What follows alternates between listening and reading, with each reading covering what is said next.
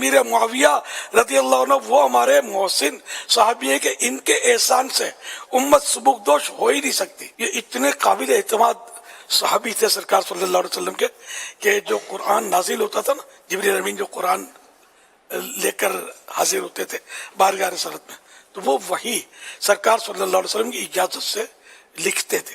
اور بھی کاتبین وحی ہیں، ان میں سے آپ بھی تھے.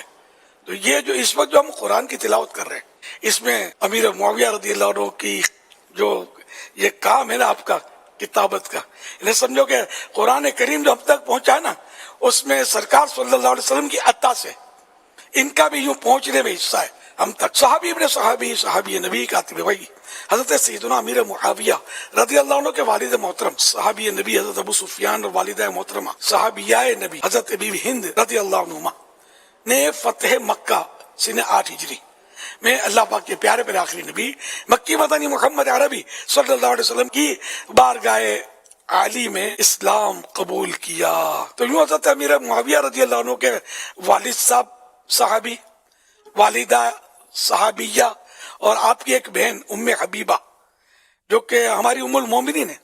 اتنا بڑا شرف حاصل ہے.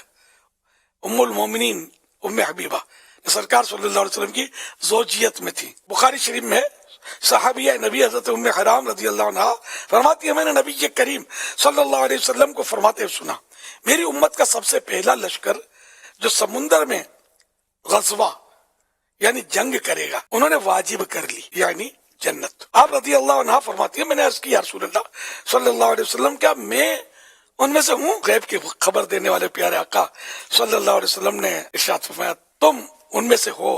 میرے آقا اعلی حضرت امام اہل سنت رحمۃ اللہ علیہ فرماتے ہیں، یہ جنگ مسلمانوں کے تیسرے خلیفہ حضرت عثمان غنی رضی اللہ عنہ کے زمانے خلافت میں حضرت امیر معاویہ رضی اللہ عنہ کی نگرانی میں ہوئی تھی. لہذا ثابت ہوا کہ حضرت معاویہ رضی اللہ عنہ ان لوگوں میں سے ہیں جن کے لیے جنت واجب ہوئی، اور آپ رضی اللہ عنہ تو اس لشکر کے امیر تھے، سپہ سالار تھے، چیف تھے. میرے آقا اعلی حضرت امام اہل سنت رحمۃ اللہ علیہ نے امام ابن جوزی رحمۃ اللہ علیہ کی کتاب العلل المتناہیہ پر اپنی تعلیقات میں بخاری شریف کی حدیث پاک سے حضرت سیدنا امیر معاویہ رضی اللہ عنہ کی فضیلت اور آپ کا جنتی ہونا بیان فرمایا ہے. چنانچہ آپ فرماتے ہیں، اللہ پاک کی توفیق سے میں کہتا ہوں، اللہ پاک نے اپنے احسان و کرم سے مجھے ایسی صحیح حدیث پر اطلاع دی جو حضرت معاویہ رضی اللہ عنہ کے جنتی ہونے کی گواہی دیتی ہے. کروڑوں حنبلیوں کے امام حضرت امام